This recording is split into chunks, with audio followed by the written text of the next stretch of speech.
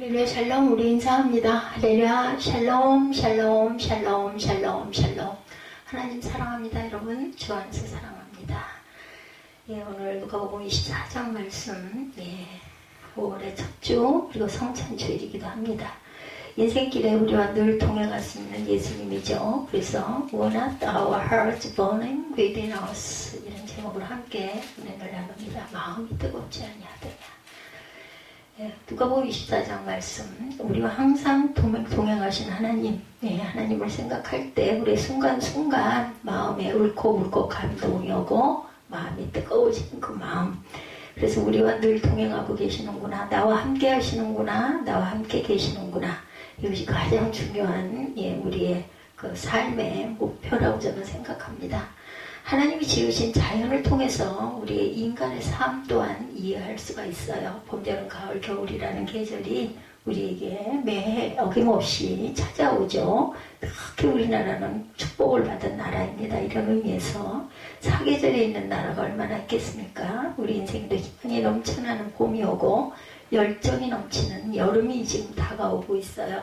또한 좀 있으면 추수하는 가을이 오고 또한 아주 추운, 어떻게 보면 인생의 계절 중에 봄, 여름, 가을, 겨울을 나눈다면 겨울, 고난, 그죠? 춥고 힘든 그런 겨울. 또 그러고 나도 또 그거 못 견딜 것 같은 그 시점이 되면 또다시 파릇파릇 잎에 물이 오르는 따스해지는 얼음장 밑에 물소리가 나는 봄. 그렇기 때문에 우리는 그걸 희망으로 기대를 하면서 한 계절 한 계절을 보내고 한 해를 보내고 10년이 가고 20년이 가고 인생이 이렇게 흘러갑니다. 인생을 살다 보면 희망의 봄처럼 좋아서 웃을 때가 있고 고난의 겨울처럼 슬피 울 때가 있어요. 솔로몬이 말년에 지은 전도서에서 말하고 있습니다. 3장 4절에 울 때가 있고 웃을 때가 있고 슬퍼할 때가 있고 춤출 때가 있다. 그죠? 우리가 웃을 때가 있고 울 때가 있고 슬퍼할 때도 있고 춤을 출 때가 있다. 저는 어린 날 지금도 생각이 납니다. 뭔가 좋아서 너무 많이 깔깔거리고 웃다가 어느 순간인가부터 그만 웃어야지 이러다가 꼭 울게 되더라, 이런 생각이 나서 겁이 나서 울다가 웃다가 웃음을 멈췄던 기억이 나요. 그러고 보면 또 그렇게 생각을 해서 그런지 꼭 좀 야단을 맞는 일이 있거나 어딜 다치거나 그래서 울 때가 있더라고요. 근데 인생을 살다 보면 이것도 안 되고 저것도 안 되고 하는 것마다 안 돼서 계속 내리막길을 걸어가고 절망, 그죠? 이젠 끝인가 봐, 이런 생각이 또한 들 때도 있습니다. 좋은 일만 늘 있으면 좋은데 예상하지는 문제들이 툭툭 생겨나죠. 아이고 이젠 됐다 하고 한숨 꾸이고 쉬고 나면 또 어느 순간 또 다른 그저 암초들이, 크고 작은 암초들이 우리에게 시시각각으로 다가옵니다. 내리막길을 가고 있는 제자예요. 오늘 성경에 내리막길의 길을 가고 있는 두 제자가 주인공이에요. 24장 13절에 그날에 그들 중 둘이 예루살렘에서 25리 되는 엠마오로 하는 마을로 가면서 이 모든 된 일을 서로 이야기하더라. 그 무슨 일이 있었고 그랬지, 예수님이 돌아가셨지, 뭐 이런 이야기를 했겠죠.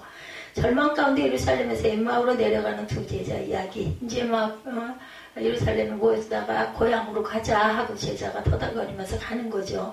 예루살렘은 해발 640m 위에는 높은 곳에 있는 도시이고 엠마오는 그로부터 저쪽 아래로 25리 1km 떨어진 지역에 있는 작은 도시입니다. 근데 이 예루살렘에서 엠마오로 내려가는 길은 좁고 험해서 때때로 강도가 나타나서 사람들을 해치고 가진 것을 빼앗는 그런 지역이기도 하다고 그래요. 엠마오로 내려가는 그 길은 이 두 제자에게 있어서는 낙심의 길이고 절망의 길이고 슬픔의 길입니다. 이제 터덜터덜 아무 희망도 없이, 그리고 이제 고향이라 돌아가자고 터덜터덜 급할 것도 없어요. 그죠? 그나마 둘이니 얼마나 좋습니까? 혼자 같았으면 어떻겠어요. 그죠? 발걸음이 떨어지기나 했을까? 어디 털썩 주저앉아서, 아니면 그냥 널브러져서 그냥 자버렸으면 좋겠다, 이런 생각, 이런 절망. 그토록 믿고 의지하고 따르던 예수님이 허무하게 혹시나 설마설마 했는데 정말로 보통 사람하고 똑같이 십자가에서 돌아가 버리셨어요. 그죠? 꿈도 희망도 이제 다 사라졌습니다. 어깨를 축 늘어뜨리고 예루살렘에서 엠마오로 아무런 희망도 소망도 없이 갑니다. 그 모습을 보며 지난 2년 동안 우리들의 모습은 혹시 그러지 않았을까? 끝이 보이지 않고 코로나19, 그죠? 지속적으로 괴롭히고 이 코로나는 언제까지일까? 이거 점령이나 할 수 있을까? 혹시 또 내가 걸린 거 아니야? 막 이런 가슴 조마조마한 그런 순간을 우리가 또 지내왔어요. 그죠? 그런데 지금은 어떻습니까? 이제 코로나가 물론 아직도 다 끝났다고 볼 수는 없지만 이제는 점령을 했어요. 마스크도 웬만해서들은 자신의 자유의지이지 그걸 꼭 써야 되는 법은 없는 그런 시대를 또한 우리가 되돌아왔고, 교회들도 이제 다시 생기를 찾고 모이고 그죠? 기뻐하고 찬양하고 합니다. 영세소 상공인은 하루하루 살아가기가 힘들고, 젊은이들은 일자리가 없고 집에만 있다 보니 아이들이 그냥 학교를 못 가니까, 정말 그랬던 그 시절 옛일 같아요. 지금 생각하면 난리를 치고 하루도 편할 날이 없었던, 이제 더 이상 못하겠다 손을 놓고 자유함을 줬는데 아직 코로나가 끝난 것도 아니죠. 아직도 한일 건너 오미크론인지 뭐 이런 것들이 또 아직도 코로나 걸렸대더라, 너 격리하고 있대더라, 이런 이야기가 우리 이웃에 그 전보다 더 많이, 그죠? 내가 알고 있는 어떤 이웃이 코로나래 이런 이야기를 들어도 이제는 그전처럼 어이쿠나 큰일 났네 이런 생각보다는 격리하겠네 그냥 이 정도 생각이 드는 때 있습니다. 어떤 분을 보니까 식사하고 나서 약을 한 움큼 드시는 거예요. 아유, 약을 그렇게 많이 먹어요 하고 물어보니까 그냥 한꺼번에 꼭 이렇게 먹어야 한대요 이런 얘기.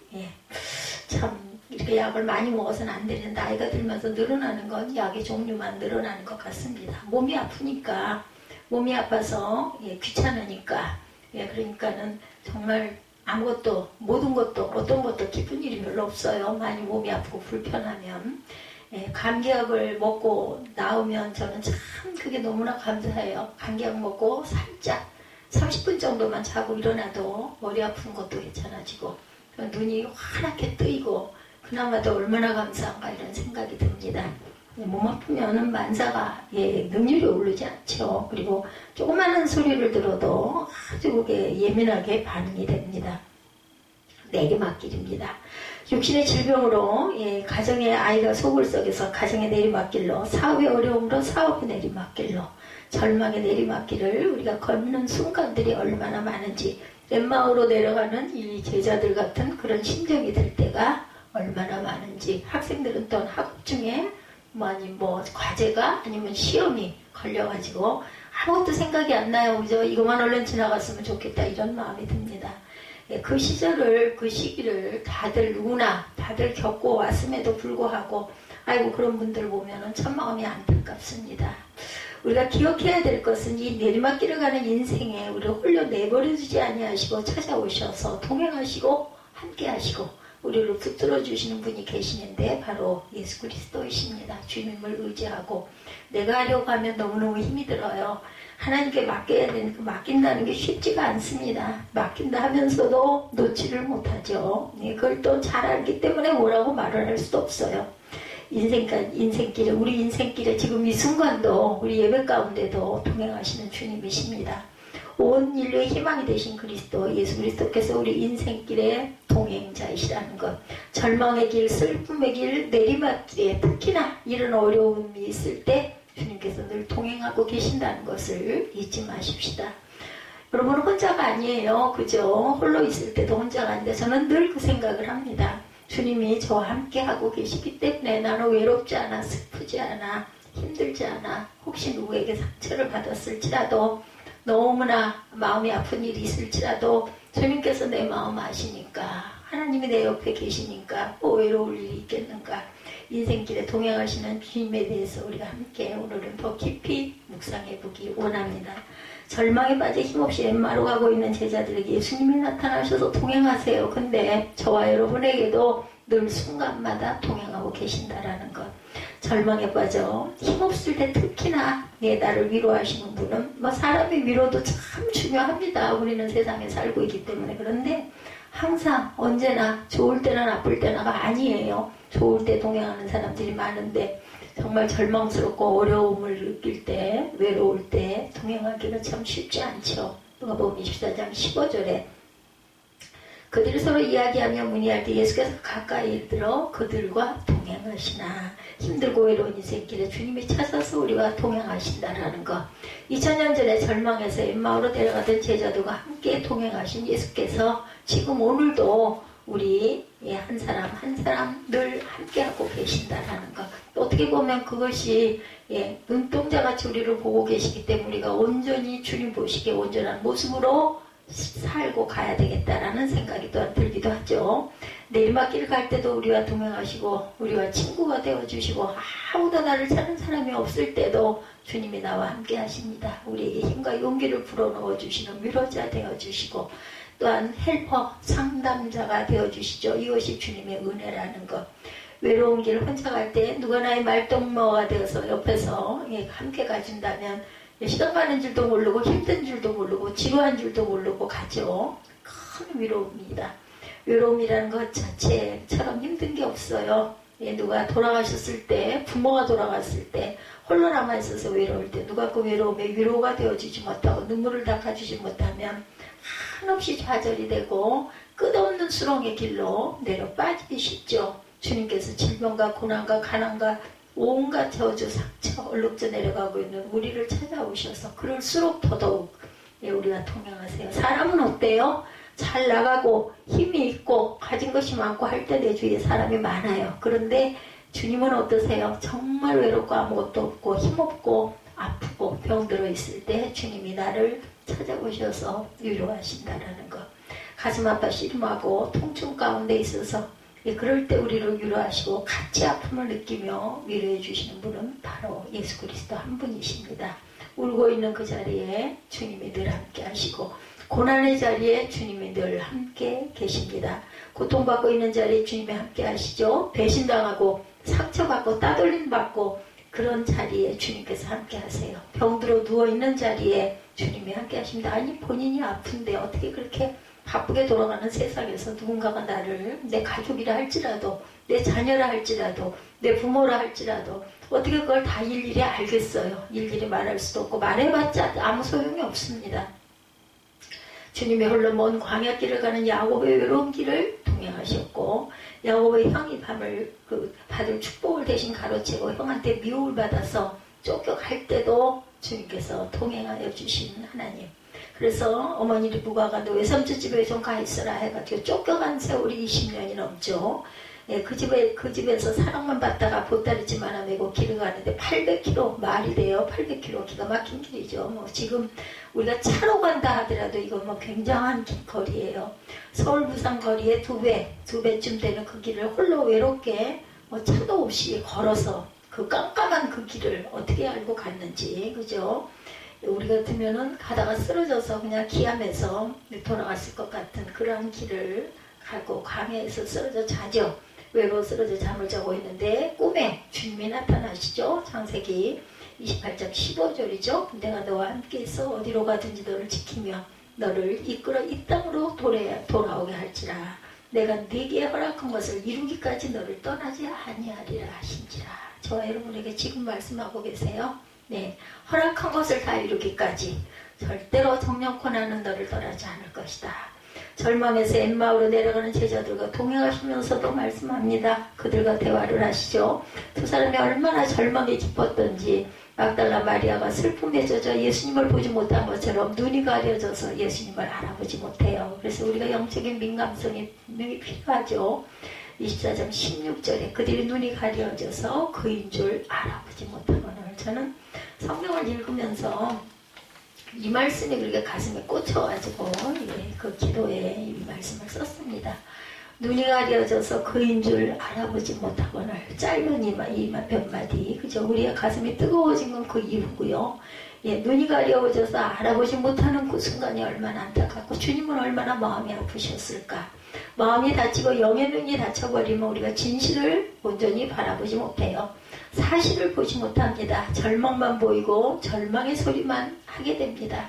그리고 또한 마음에 원망이 쌓이게 되면은요, 진의가 나를 그 하나님께서 위로하시는 그 부분이 잘 느껴지지가 않을 때도 있어요. 어둠에 갇혀서 어둠의 소리만 외치고 있는 거죠. 부정적인 생각에 사로잡혀서 부정적인 얘기, 원망과 불평만 하게 되어 있다라는 것. 왜 우리 영의 눈이 닫혀서 마음이 닫혀서 그렇다는 걸 우리가 알아야 합니다. 나쁜 일들이 SNS에 많이 올라오죠. 그래서 SNS 함부로 하지 말라 이런 말들을 많이 해요. 네, 정말 저 같은 사람 뭐 거기 뭐 들여다볼 그런 여지도 없지만 젊은 분들 특히나 그 민감한 분들 조심해야 되죠.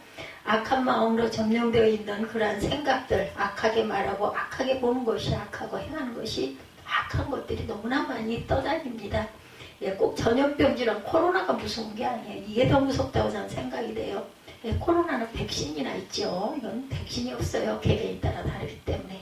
예수님의 제자들이 마음이 다치니까 여인들이 무덤에 가서 예수님의 시체가 없어졌다고 하는 얘기를 들었을 때도 무슨 말을 하고 있어? 이렇게 생각을 했겠죠. 천사들이 그러는데 예수님 부활하셨답니다. 그래? 마음이 닫혀 있으니까 와 마음에 와닿질 않아요. 무슨 이상한 소리를 하고 있어 이랬겠죠. 혹여 바빠서 나 하고 있는 일이 급해 죽겠는데 나 숙제해야 되는데 뭐 이상한 소리를 해. 그냥 귓결로 넘겨버리는 거죠. 그래서 바쁨이 좋은 게 아니에요. 사실은 정말 마음의 평강이 오려면은 바쁜 마음이 없어요. 바쁘다 보면 어떻게 돼요? 뭐가 걸리는 게 많으면 막 짜증나잖아요. 무슨 은혜가 있겠어요. 예수님 돌아가셨는데 이제 우리가 뭘 하나, 이제 우리 살 길을 찾아봐야겠다. 가서 고기나 잡아야지, 그죠? 토박토박 내려가죠. 예수님이 부활하셨는데 그 소식을 듣고도 믿지 못하고 마음이 다쳐서 예수님의 죽음에 사로잡혀서 절망에 사로잡혀서 낙심에 사로잡혀서 그 길을 내려가고 있는 거예요. 혹시 저와 여러분의 모습이 그 모습은 아닌지. 우리가 예수님을 10년을 믿어도 20년을 믿어도 뭐 50년을 믿어도 그죠? 예수께 붙잡혀 있지 않고 내 생각에 붙잡혀 있으면 눈이 가려져서 부정적인 얘기를 하고 원망과 불평을 하고 스스로 주저앉게 되죠. 내 곁에 와 있는 예수님을 바라보지 못하고 낙심하게 됩니다. 우리의 영이 눈이 가려져 있으면 세상 만사가 고달프고 귀찮아요. 만사가 귀찮다 이런 얘기 많이 하죠. 나이 드신 분들 예전에 제 기억에 그렇습니다. 아이고 귀찮아. 아이고 됐어. 나 그냥 이렇게 좀 편하게 있고 싶어. 얼마나 지쳤으면 인생길이 고달프면 그죠? 이해해야 합니다. 제가 이제 나이가 되니까 그런 부분들이 이해가 되고 내 마음에 상처가 오다 보니까 나도 예전에 이런 잘못을 정말 많이 했겠구나 이런 생각이 듭니다. 이미 때는 늦었는데 그죠? 주님이 계시기 때문에 기쁘고 주님이 계시기 때문에 감사하고 주님이 계시기 때문에 주님의 영광을 위해 보람을 가지고 기쁨으로 달려갈 수도 있다라는 거. 목표가 있어요. 우리가 뭔가 그저 열심을 내지 않아요. 예, 저를 보고 사람들이 그렇게 물끄러미 바라보는 이유가 보니 여러 사람들을 쭉 이렇게 얘기를 듣다 보니 어째 저렇게 저 사람은 저렇게 목숨 걸고 죽기 살기로 저렇게 쉬지 않고 저렇게 할까 이런 생각이었던 것 같아요. 그래서 이렇게 멍하다가 제 시선이 뭔가 보는 것 같아서 이렇게 보면 고개 돌리죠. 예, 가끔은 그런 얘기를 직접 하시기도 합니다. 주님이 내 마음에 계신데 왜 그렇게 목숨 걸고 하는 것처럼 미친 사람처럼 할까요? 그만큼 마음에 정말 갈급함이 있기 때문이죠. 육신의 약함이 있다 보니 얘기를 하죠. 그럼 제가 장애가 있습니다. 이래서 안 하면 안 되기 때문에 열심히 하는 거라고 얘기를 하죠. 그래서 그렇구나라고 보면 그죠? 그러면 그렇지. 아니면 아이고 그러네. 이렇겠죠. 투표로 갈리겠죠. 스케이팅 하는 선수들, 전 참 이거 좋아합니다. 쇼트트랙 달리는 거 보면 얼마나 이렇게 이쁘고 아름다운지, 또 옷은 또 얼마나 이뻐요. 얼마나 날씬해요. 그죠? 공주 같죠? 보면 정말 기가 막히죠. 평생 정말 달리기만 그렇게 해서 뭘 하려고 금메달을 따려고 워낙 닭을 좋아하는 친구들이 신이 나서 목표를 정했대요. 그 BBQ 사장님이 금메달만 따면 평생 닭 한 마리씩 매일매일 줄게 이렇게 얘기를 해가지고 열심히 그 쇼트트랙 연습을 한 그런 선수들이 있었다고 합니다. 닭 한 마리 갖고도 그렇게 기뻐하는 예수님이 나와 함께 하신다면 그죠? 우리와 함께 계신데 우리가 어찌 기뻐하지 않을 수가 있겠어요. 저는 가끔 그런 분들 이렇게 혼자 있는 시간이 많은 게 그래서 또 어떤 부분으로는 은혜일 수도 있겠구나 하는 생각이 듭니다. 많이 서로서로 더불어 있는 게 좋죠. 그런데 또 저 같은 경우에는 또 그런 마음이 들 수 있는 것도 은혜라고 저는 생각합니다. 닭 한 마리와 예수님을 어떻게 감히 비교할 수 있겠어요. 그죠? 닭 한 마리로 비교할 수 없죠. 닭 10,000마리, 100,000마리, 세상 전체에 있는 모든 닭을 다 준다 해도 비교가 안 되죠. 주님이 함께 계신데 우리의 모든 문제에 해답이 되시는 주님께서 나와 함께만 계셔주신다면 뭐 우리는 바랄 바가 없죠. 인생의 답을 늘 주님이 주시기 때문입니다. 인생의 답을 주시는 예수님에 대해서 성경은 계속 설명하죠. 예수님이 함께 서들고 가시면서 지금 무슨 얘기를 하고 있니? 몰라서 물어보시겠어요? 대화를 끌어내려고 그죠? 뭔가를 주시고 싶어서. 예수님이 돌아가신 지 사흘이 됐는데요. 여인들이 무덤에 가보니까 무덤 문이 열리고 예수님이 안 보이더라는 얘기를 전해왔어요. 천사가 예수님이 부활하셨다고 하는데 예수님이 이 말씀을 들으시고 그 말씀을 풀어주시죠. 25절에서 27절입니다. 이르시되 미련하고 선지자들이 말한 모든 것을 마음에 더디 믿는 자들이여 그리스도가 이런 고난을 받고 자기의 영광이 들어가 할 것이 아니냐 하시고 이에 모세와 모든 선지자의 글로 시작하여 모든 성경에 쓴 바 자기에 관한 것을 자세히 설명하시니라. 아멘. 네. 예수께서 제자들에게 구약 성경에 기록된 대로 예수님이 십자가 고난을 당하시고 부활하시고 영광의 자리에 들어가실 것을 이렇게 설명을 하신 거예요. 이 하나님 말씀 안에 모든 답이 있는 건 모든 답입니다. 이 말씀은 우리가 낙심할 때 우리에게 희망과 용기를 주는 거죠. 말씀은 우리를 위로하시고 우리를 어려움에서 이겨낼 수 있는 능력 또한 주십니다. 우리의 마음의 상처를 또한 치유해 주시고 이 말씀이 우리의 갈 길을 밝히 보여주시고 갈 길을 밝히 보이시니 우리 빨리 가십시다 하는 이런 찬송가가 생각이 납니다. 우리에게 주님 뜻대로 살아갈 수 있는지 삶의 모든 지혜를 우리에게 가르쳐 주세요. 그래서 참 찬송이 좋은 것 같습니다. 주님 뜻대로 살기로 했네. 이 다짐하는 찬송, 그죠? 성도를 성도되게 해주시는 것이 말씀이라는 것, 성도들을 강한 믿음의 용사로 만들어주시는 것이 말씀. 또 그렇게 되지 못하기 때문에 말씀을 또 듣고 또 듣고 또 들어도 그래도 또 그 말씀이 질리지 않고 진리가 되는 것, 그것은 내가 원하는 것이기 때문인 것 같습니다. 이 말씀에 사로잡힐 때 말씀을 지켜 행할 때 하나님의 복이 임하게 되는 줄 믿습니다. 말씀을 사모하시기 바랍니다. 말씀을 지켜서 행하시기 바랍니다. 말씀을 고백하시기 바랍니다. 입술로 늘 고백하십시오. 말씀이 여러분의 삶 가운데 위대한 하나님의 역사를 이루게 될 것입니다. 저들이 엠마오에 다다랐을 때 날이 저물었어요. 그래서 예수께 권하죠. 날이 저물었는데 여기서 식사하시고 좀 쉬었다 가시죠. 그래서 식당에 들어가 식사를 하는데 예수께서 간절히 축복기도 하시고 떡을 떼어줄 때 눈이 탁 뜨였어요. 누가복음 24서 30절 31절입니다. 그들과 함께 음식 잡수실 때 떡을 가지사 축사하시고 떼어 그들에게 주시니 그들의 눈이 밝아져 그인 줄 알아보더니 예수는 그에게 보지 아니하시는지라. 딱 깨닫고 나니까 예수님 안 계세요. 그죠? 떡을 받아 먹을 때 눈이 뚝 띄었어요. 네, 어디예요? 여기가 교회입니다. 교회 와서 영생의 떡을 먹을 때 여러분의 눈이 뜨이는 것이죠. 영의 눈이 뜨이는 거예요. 절망의 눈이 무엇으로? 희망의 눈으로 떠집니다. 어두운 눈이 밝게 되어 눈이 밝아지고 하나님의 은혜를 체험하게 되고 성령의 역사를 체험하게 됩니다. 32절에 그들이 서로 말하되 길에서 우리에게 말씀하시고 우리에게 성경을 풀어주실 때 우리 속에서 마음이 뜨겁지 아니하더냐 하고 제목이기도 하죠.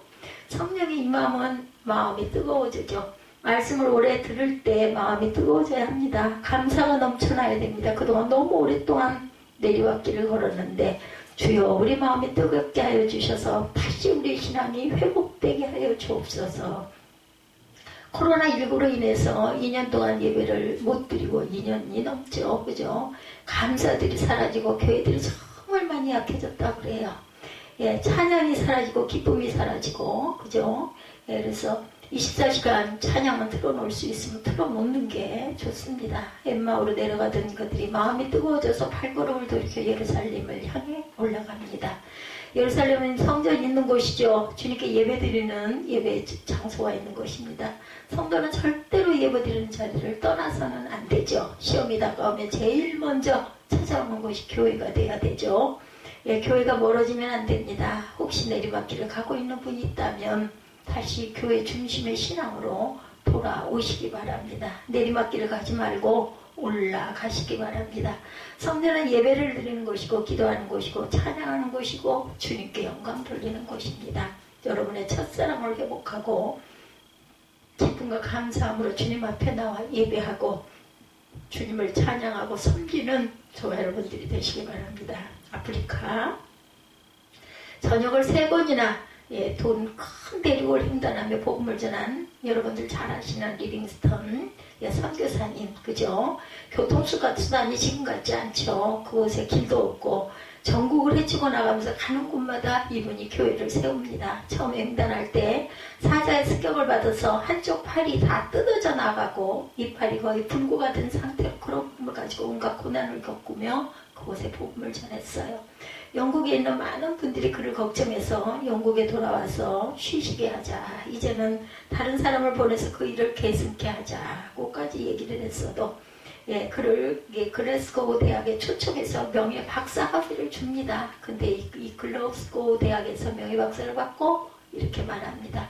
저는 아프리카로 다시 돌아갈 것입니다. 이 말을 들은 사람들은 깜짝 놀랍니다. 아니 고난과 질병 그 온갖 문제가 있는 그곳에 왜 다시 가려 하느냐. 죽음의 위협이 곳곳에 있는데 왜 다시 가려고 하느냐. 그때 이렇게 대답하죠. 염려하지 마십시오. 나는 혼자가 아닙니다. 세상 끝날까지 함께 있겠다고 약속하신 살아계신 주님이 나의 길동무로 모든 원시림과 광야를 함께 걸어주실 것입니다. 하나님께 영광을 돌립니다. 할렐루야. 다시 아프리카로 돌아와서 혼신의 노력을 기울여 주의 복음을 전하다 60세 일기로 주님의 부름을 받고 천국에 가시죠. 기도하는 자세이셨다고 그러죠. 마지막 모습이 그대로 손 모으고 계셨다고 그래요. 주님의 말씀을 듣고 마음이 뜨거워져서 다시 주님 앞에 돌아오는 저와 여러분이 되시기를 주님의 이름으로 축복합니다. 엠마오로 내려가던 길에 이제 다시 돌이켜 사명의 자리로 돌아오시기 바랍니다. 마음이 뜨거워진 제자들이 자리를 박차고 일어나 다시 예루살렘으로 올라가죠. 올라가서 이 기쁜 소식을 전하죠.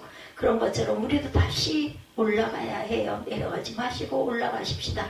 우리의 마음이 뜨거워져 우리가 주님을 열심히 섬길 수 있는 저와 여러분이 되셔야 되겠죠. 이웃을 사랑할 수 있고 우리 마음이 뜨거워져서 봉사할 수 있고 선교할 수 있고 주님의 영광을 위해 헌신할 수 있는 그런 저와 여러분들. 우리가 이 세상을 살다 보면 이런 내리막 추운 겨울과 같은 이럴 때가 있어요. 절대로 포기하지 말고 낙심하지 말고 내가 너와 함께 하리라. 내가 너와 함께 하리라. 내가 너와 함께 하리라. 내가 너와 함께 하리라. 나와 함께 하시는 주님의 손을 꼭 붙잡고 믿음으로 전진해 나가시기 바랍니다. 1618년부터 48년까지 30년 동안 독일의 전쟁이 일어나죠. 독일 30년 전쟁이라고 불리는 이 전쟁은 독일을 중심으로 로마 카톨릭을 섬기는 나라와 프로테스탄트 개신교를 섬기는 나라 간에 전쟁이 일어났어요.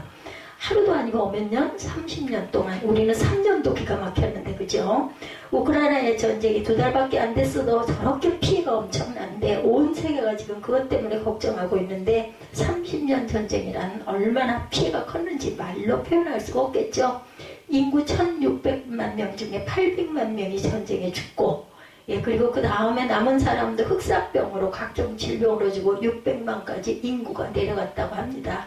그런데 아버지 목회를 돕다가 목회자가 된 베냐민 슈몰크 목사님이 아버지 목회를 이어서 사역을 하게 되는데 목회 사역이라는 것이 전쟁의 폐허가 된 각 동네를 다니면서 그를 위로해주고 기도해주고 말씀으로 권면하는 사역을 감당해요. 이 아들이 너무나 망연자실해서 잿더미 속에서 절망 가운데 있는 그들에게 목사님이 찾아가셔서 말씀을 전하니까 감사해서 목사님이 다녀가시면 다들 감격의 눈물들을 흘렸다고 합니다. 온 지역을 다니면서 본인도 몸이 불편한데 다니면서 신방에서 말씀을 전하고 위로를 나누고 어느 날 먼 길을 갔다 오는데 저 멀리 집이 있는 쪽에서 연기가 납니다. 웬일인가 하고 달려가 보니 목사님 사택에 불이 나서 집이 폭삭 타버렸어요. 우리 두 아들 어디 갔지? 어린 아들 둘이 보이질 않아요. 소리를 지르며 어디 있느냐 어디 있느냐 왜 잿더미를 치우는데 구석에 어린 아들 둘이 부둥켜 안고 새까맣게 타주고 있는 모습을 발견합니다. 어떻게 주의 종의 집에 이런 일이 일어날 수가 있습니까? 내가 하나님 일을 했는데요. 내가 멀리 신방을 가지 않았다면 아들을 살렸을 텐데 그 모습을 보고 사모님은 그 자리에서 그냥 정신을 잃어버립니다. 아들이 시체를 안고 부둥켜 안고 울고 있는데 갑자기 겟세마네 동산에서 밤새 부르짖어 기도하는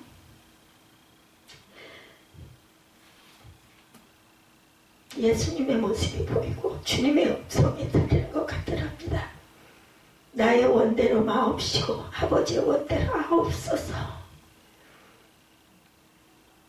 예수님은 나 같은 죄인을 위해 십자가에 달려 돌아가시기 위해 이렇게 동산에서 밤새 땀방울이 핏방울이 되도록 부지저 기도하시는데 내가 당한 이 슬픔은 예수님의 고난과 비교할 수 없겠구나. 그래서 마음을 다시 다잡고 기도를 올렸다고 그래요. 이 죄인을 용서하옵소서. 교만한 자를 용서하옵소서. 약한 자를 도움으로써 의롭게 되었다고 착각한 자를 용서하옵소서. 이제 무엇이든지 주님의 뜻대로 행하시옵소서. 그래서 그 기도와 함께 영감을 얻어 찬송과 가사를 썼다고 그래요. 주님 뜻대로 살기로 했네. All my day will be mine. 주의 사랑의 손에 내 모든 것을 맡깁니다. Into the hand of love I would my all 슬픔을 통해 기쁨을 통해서나 through the slow or through the joy 난 주의 소비로 다루시고 내가 주의 뜻을 이루어지리다가 말하도록 계속 도우소서. And help me still to say my Lord 내 will 믿음. 이 가사를 독일의 작곡가 카른 마리아 폰 베버가 작곡한 오페라 마탄의 사수 서곡의 곡조에 붙여 만든 찬송이 549장 내 주여 뜻대로 우리가 어떤 절망의 내리막길을 간다 할지라도 주님을 만나면 모든 어려움을 이겨낼 수가 있다는 것. 두 아들 잃고 나 주님께 다 맡깁니다. 내 인생을 맡깁니다 하고 고백해 부르시는 이 찬송이 오늘 저와 여러분에게 큰 위로와 용기가 되시기를 주님의 이름으로 축복합니다. 우리 내 주여 뜻대로 찬양하시고 축전으로 예배를 마치도록 하겠습니다.